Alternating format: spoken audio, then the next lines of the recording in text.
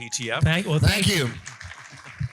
We got the grand tour. It's an incredible what place. An incredible place. It was a privilege to Put see my this. name on the list. 20 years from now or so. I know Bob as well, so maybe you could. Well, first of all, congratulations on the amazing reception to this film, not just in Sweden, but the reception everywhere just seems to be just overwhelming so far. I forgot to say this, the highest grossing. Right, that's... Did you hear what he said? Yeah, so... Highest grossing documentary feature of all time in Scandinavia. All right. Well, I'm not going to Be careful, Fredrik. I'm sorry. Not going Be to milk careful. it. Well, so as Bob said, you're very familiar faces in Sweden. I mean, you've been on podcasts, TV shows. I mean, you're big personalities. So we normally say that's like being the best hockey team in Greece. So we're aware. Yeah, if you're not doing pop music, then it's... But what do you think it was about this film that resonated so much with people? Like, why did this film attract such an audience in Sweden? Well, I mean, as you just said, of course, we're sort of well known over there, so maybe people wanted to check it out. But then it was at first, but it was a small film. But then word of mouth, I think, got going because it's interesting. Like everywhere else, it's tough with movie theaters. It's not like it used to be. So to get people to actually come to the movie theaters, I think it became, because this is a movie about like a good human being, and it's a movie about, my love for my dad and this guy's love for my dad and just, whatever, but you can say what matters. Your love for me? Yeah. And I also talk about your love for me in the film. I said he did this trip with me because he loves me, but he couldn't really take that. But I think that's part of I think that was, after a while, you should really check out this film. Take your, grandma with you. Take your husband with you. And people started showing up more and more. And it's been, it was unreal in a way. Didn't we sell more tickets than Dune? Dune 2, yeah. Dune 2. So that felt gratifying. They had a bigger marketing budget, so we're just bragging. This feels very boastful. I'm sorry about that. We're not like this at all. No, we need to tone this down. Yeah. Sorry. They should put that on the poster when it comes out here. Put bigger than Dune 2 in Sweden. You know what? I wanted to put it on the premiere evening of the premiere in Sweden. There was a woman who came up to me, and this is what I wanted on the poster, because she said, "I cried so much, I used all my Kleenex, so I had to resort to Tampax," which I wanted. I wanted that on the poster. Whatever floats your boat. Yeah. So if you have that, that's a tip. Yeah, I should say, if you don't have any Kleenex, just be prepared. You're going to laugh a lot, but you might shed happy tears, all good tears. Yeah, nothing tragic. Well, so you guys have known each other for decades. Now, how did you first meet? How long had you known Lars, his father? We got to know each other when we were 20 at a Swedish newspaper. We started out as writers, and then I met Filip's dad when I met him, essentially, because they live in the countryside and we lived in Stockholm together, so we tended to go to his old hometown on the presumption that it was easier to get women in the countryside than Stockholm. Because, we didn't which get was in. not true at all. We didn't get in at any bars or clubs. So we went a lot of times to his hometown, so I often stayed at their house. That's, showing or the film. at the police station sometimes. Well, that's the odd exception. Yeah. So we've been friends for a very, very long time. That's why, we've done so much together. So in a way, it's a film about me and my dad, and it's a film about my dad, who was depressed. Once he retired, he had all these big dreams about his life, and he was, finally, he was gonna, live life for real. He talks about the third age. The French people talked about that, and he was going to France a lot, but then nothing of that really happened, and I think that's quite common to a lot of men. They say even, they suddenly, once they lose their context, when you don't have a job and you just sit at home. So my dad, he got stuck in that recliner at home. Belgium recliner is very important for him to always say that. But that is that whole. So Filip called me, and it was heartbreaking for me to see this as well, because Filip's mother is very much alive and kicking. So that whole shift in the dynamic between them was heartbreaking to see for everyone who knew them. And Filip called me and said, "I want to do something for my mom and also for my dad to get I need to be able to maybe help him get his spark of life, whatever, zest of life back. So I'm thinking about taking him on this trip that we used to go on when I was a kid, and that, you know, he romanticizes this time. And when he started talking about buying an old car, and he found these old audio tapes, it started looking very visual to me and to us. And he we made needs to films green before. light every project, it sounds like. Okay, and then I decided that, And I decided to be okay, on board. this is a But film. since I know Philip's dad so well, it felt like a small little thing to do. We could film this trip without getting in the way of the main thing, which was for him to experience this thing maybe one last time. So you'll notice that early in the film, there's actually like film coverage of him retiring, his retirement, his going away party as a school teacher. And then you show him, you know, at home sort of sinking out in that chair, you know, and multiple times you say, you know, that spark is gone. So if you were filming that, at what point where was the point where you said, okay, this is a movie, like this could be a film? Well, that was actually hard because we didn't, you know, that's how we operate oftentimes. I mean, we've done features before, but this is like, in the end, this is a documentary. So all we knew that, okay, I was taking him on this trip. I want Fredrik to join me because you know, it was nice to have him on board, and because I don't know, we're so close. It wasn't. I mean, some maybe come off a little weird. That why isn't it just a film about you and your dad? But he comes off as quite charming in the film, actually, and it's. If he may say so. No, but I think that when we started, it was really small. We didn't have any financing, so we just took a little bit of a gamble. When you make films in Sweden, you go to the Swedish Film Institute and you ask for a little grant, and then you have to write a little synopsis, and we did that. And we believed very much in it because we made films before, and this felt like a universal theme, aging and family and everything. And we got a flat no, hard no. And in the email, they said, this documentary seems to contain elements of humor, which to them was alien. And to me, that felt so old-fashioned and But archaic. it's also like people think that people who are depressed, they never laugh, which is not true. You know, it's a.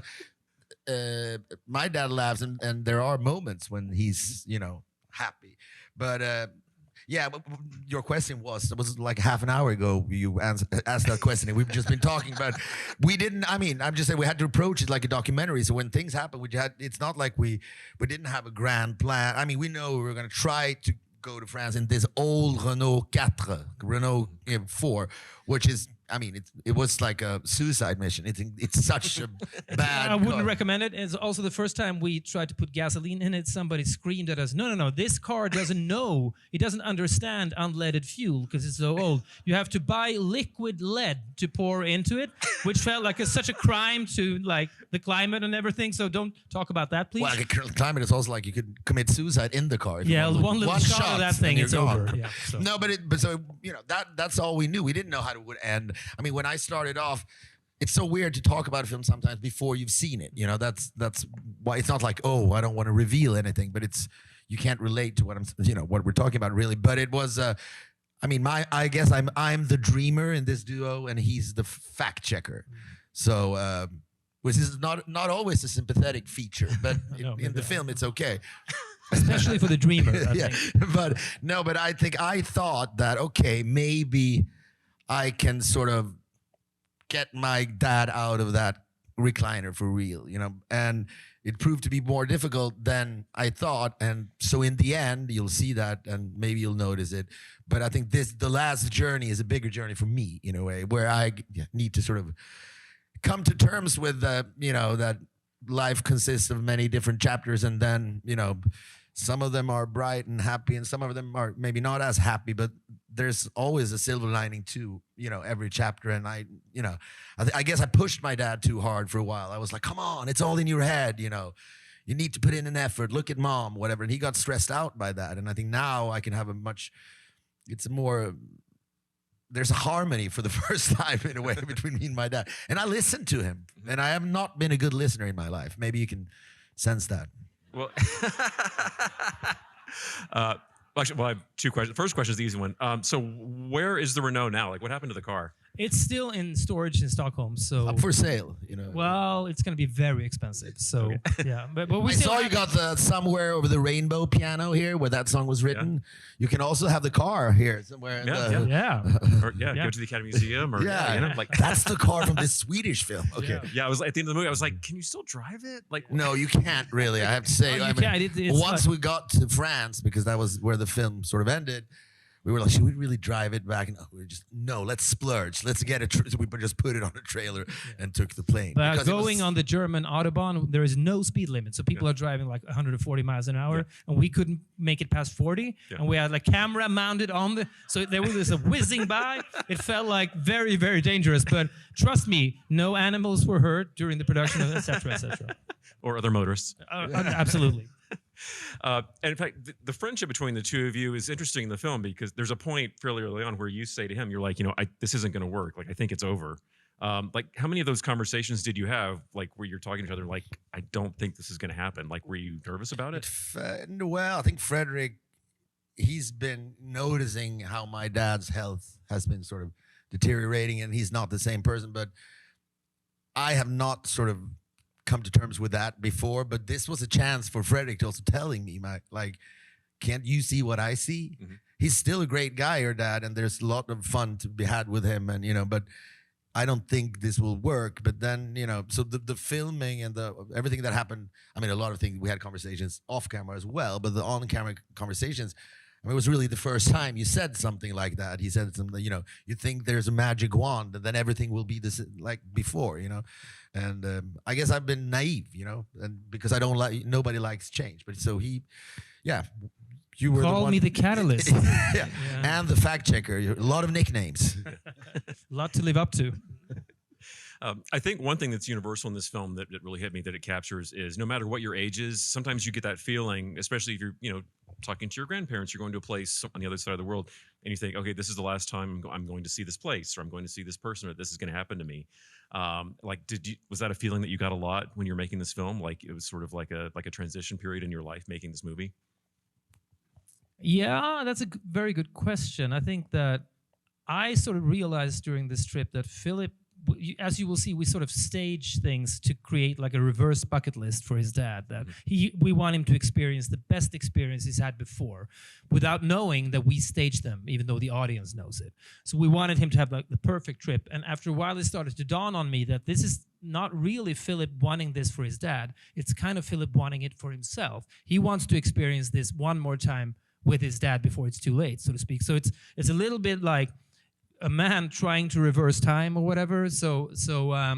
We really, like off camera when we had dinners, we started to talk a lot about family and memories and what memories are, family lore, whatever. So I think there was a lot of that, and I think it's very hard to prepare for it. And I guess maybe what Freddie just said, and you asked me before, why it has done so well. I think it is because it is incredibly relatable. We all have sort of the family stories, like Fredrik says, those things that sort of constitute what a family is, where, oh, I remember that story, and all those things.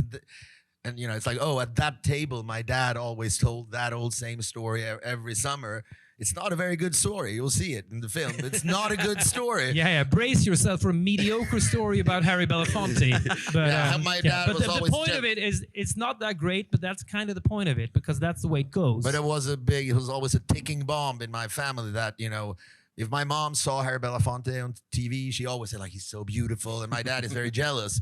So, that's, well, you're going to see that, but I think every family has those stories, and I think everyone, you romanticize. The older you get, you start, I guess, romanticizing the past instead of enjoying what's actually happening. I think we're bad at that, or some people. I'm bad at that, but I think that's why, we said in the beginning, we said, let's make a film where, once people leave the theaters, they will pick up the phone and maybe call, their parents or their, other family members or whoever. And I think maybe we sort of succeeded with that, because I think, this film is a chance to also sort of in your head pay tribute to your own parents or your family, I think. Yeah, it absolutely is. we, Those Swedes I are asked talking about- too much. Does this mean Make sure like we're off with their heads or like continue? Both. Both. I asked this about briefly before we started here, but something interesting in this film is the most of the film is in Swedish, but then once you cross the border, and then Lars suddenly starts speaking fluent French, which is something that if American viewer might not pick up on immediately, and then later on there's a bit that's in English. So when you were doing this, like, what kind of language barriers did you encounter? Were there any sort of mishaps in the fact that one of you speaks much better French than the other? Well, Fredrik doesn't speak a word French. No, He owns a house down there, but he doesn't not one word. Not well, we. That's But my yeah. dad used to be a French teacher, Right. and he's like a Francophile of epic dimensions. Sometimes my dad stopped reading Swedish novels 60 years ago, and I grew up where he almost our whole Brainwashed you. Yeah, he did, for sure. I even converted to Catholicism because that's the religion in France, so we did that entire family. But that's why. So we went to France every summer, and he was a French teacher. So I speak French, not very good, but yeah, decently. But he speaks well. Yeah, but there is a scene in this film that's kind of pivotal, that's very important, and I think hopefully you'll enjoy where we visit a church and Lars goes to confession.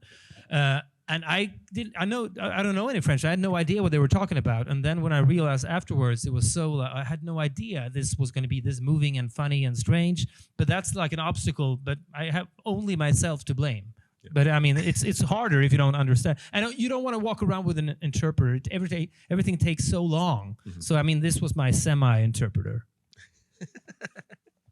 Did you ever like mess with him a little bit and like? No, I don't think so. Not, I mess with him in other ways, maybe, but not that. That sounded very risque. we spoke Swedish. Most of the film is in Swedish. Unfortunately, give it a chance, but I know that's a tall order to ask people to watch a Swedish film, but it's not about the language, I guess. Right. So since the film was finished and it came out, how does it feel, sort of looking at it? Now that it's being projected on a screen, I mean, I've seen you've watched it a few times with an audience, but like to you personally, like what is it like looking back at it now with this experience, versus going through it? I have to say though, it's like, because this film is about my dad, and my dad is it's a celebration of a regular human being, but a very good human being, a unique human being in many ways as well. He's, he's odd and original, but it's like there's so many out there like him, people who do a great job, but they never never really get that attention. So he could be a lot of, you've had those people in your lives as well. A kind human being who was there for, he's, the least selfish human being I've ever seen. So Fredrik rarely attends any screenings, but I usually, maybe 10 minutes or so. I tend to stand in the lobby and throwing up with nervousness. So, yeah. Because you don't want to disappoint people. But I'm saying, just to see my dad's face, we were in New York screening it this weekend. I'm like, it's so weird that this, people in New York are watching. That's enough for me. I mean, that's just incredible. And I call my dad sometimes afterwards and like, oh, we're in New York City. And then he said, look, Malmö FF won the soccer game. Then he starts talking about that instead. But I think he's happy. So what was his reaction to the movie? That was funny because 2 weeks before the premiere, I called Filip and I said, you have shown the film to your parents, right?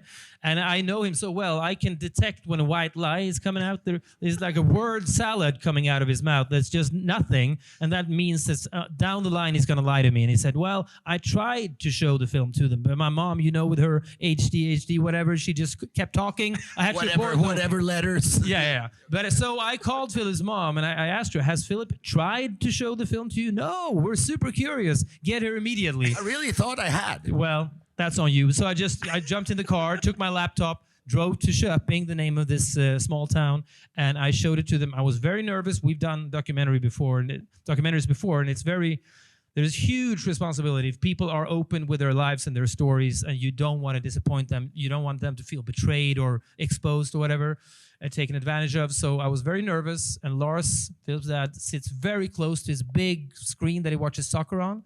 So the static electricity, whatever, from the screen makes his hair stand up, which is a beautiful visual.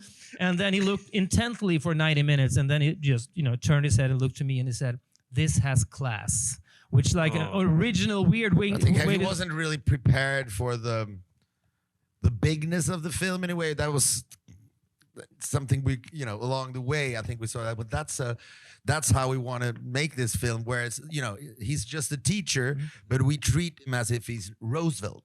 Like score and beautiful shots, as if it's a human being of great importance. He is, but I mean, when we started out this project, and people in the U.S., because I live here, and they ask me, what do you do? And I said, I make a film about my dad. And people immediately, ask you, so what did he do? They thought, was he a poet? Was he the prime minister of Sweden? No. He was a teacher in the most boring place boring town in Sweden. It was voted the most boring. It was in 1985. So I'm not just throwing it out there, but no, it was. Did he know what songs you were going to use? Because there's a lot of really great French pop music in this. We didn't ask. He didn't him. know anything until Fredrik actually. He had no clue. But we of course you've been hugely influenced in your music taste by him, as again brainwashed. So a lot of the songs are songs you listen to in the car going down to France. Once you've seen this film, maybe you want to check out some of the artists. Jacques Brel, great of course. guy. Michel Sardou. There are lots of French. Beautiful music. So that I think that's to Georges Brassens. Pretty good pronunciation. pronunciation. Yeah. Well, I was so sad you got a little bit of Françoise Hardy is in there. Oh yeah. She just passed away. Yeah, that was like. Passed. But I think that's so. The film is also like Fredrik sometimes says it's eat, pray, and love for smart people. That's how we like to present it. Whoever that's the film For the thinking person. Yeah, where Julia Roberts goes to Italy and she drinks an espresso, and that's a scene basically. That's all. That's a plot point. Yeah, and then she goes and meets Javier Bardem in Mexico or something like that. That's another plot point. But I think this film also has that dimension to it. It's it's his life. How he But we wanted to also elevate France because that's the way he sees France. We wanted this to be beautiful because almost like a romanticized ideal version of France, even though it's in the off season. He romanticizes everything. Road rage. If it happens in France, it's road beautiful. rage is beautiful. You will see. You will see. And he also says, "Oh, in France, you don't stop at stop signs." And in France, everyone is their own little president. So now he manages to find this, angle, positive angle on everything French. So I don't know. There might be some Francophiles in the audience, here, and then you'll relate to that as well. Well, if you're not, you might be when it's over. Yeah, hopefully. Well, I think it's time we should get on with the movie. Thank you very much. Sorry for if we coming talk here. too much. Thank you very much for coming. We really truly appreciate it coming. Hope you will like it. Love to come back one of these days.